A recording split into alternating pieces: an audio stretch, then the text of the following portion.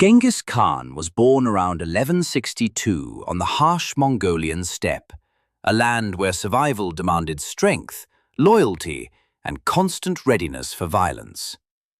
His birth name was Temujin, the son of a small tribal chief named Yesugei.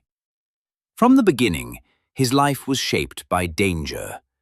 When Temujin was still a child, his father was poisoned by rival tribes, leaving the family abandoned by their own clan. Overnight, Temujin, his mother, and his siblings were cast out into the wilderness, forced to survive on roots, small animals, and whatever they could find. Hunger and fear became his first teachers, and the brutal realities of the steppe hardened him far earlier than any child should endure. As the family struggled to survive, internal conflict began to tear them apart. Competition for food became deadly, and Temujin killed his own half-brother during a violent dispute.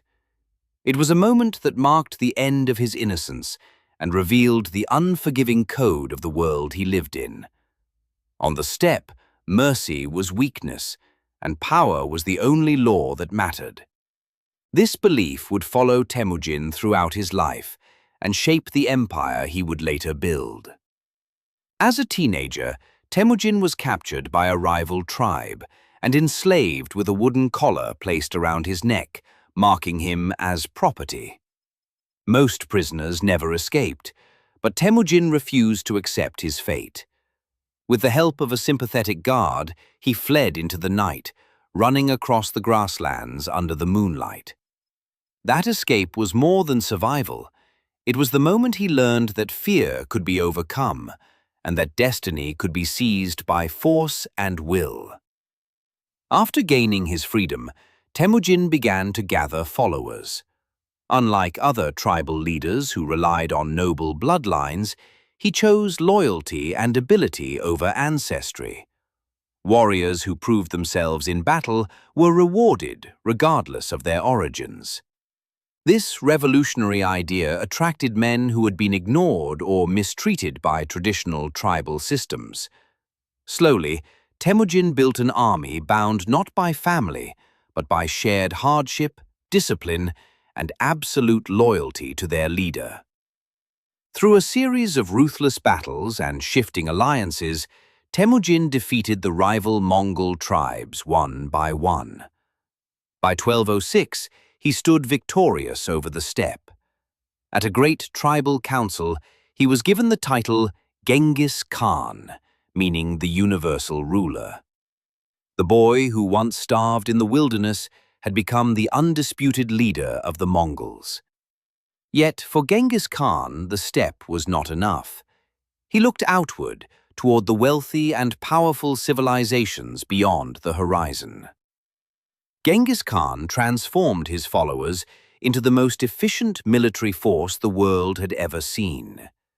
His armies moved with incredible speed, striking without warning and disappearing just as quickly.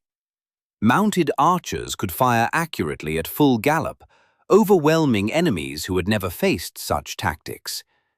Intelligence networks spread fear and confusion long before the Mongols arrived, and cities were given a simple choice: surrender and live, or resist and be destroyed. Many chose resistance, and many paid the ultimate price. The Mongol conquests tore through northern China, crushing the Jin dynasty despite its massive walls and large armies. Cities fell, emperors fled, and entire regions were brought under Mongol control. From there, Genghis Khan turned west, toward the Khwarazmian Empire. When its ruler insulted and murdered Mongol envoys, Genghis Khan responded with total war. Cities were erased, populations slaughtered, and the empire collapsed in a wave of devastation that shocked the medieval world. The destruction served as a warning that betrayal of the Mongols would be met with absolute annihilation. Yet Genghis Khan was more than a destroyer. He believed in religious tolerance and allowed people of all faiths to worship freely within his empire. He encouraged trade, protected merchants, and secured the Silk Road, connecting Asia, the Middle East, and Europe as never before. He created a legal code that applied to all, including his own family, and promoted administrators and generals based on skill rather than birth. Under his rule, communication and commerce flourished across vast distances. In 1227, during a military campaign, Genghis Khan died.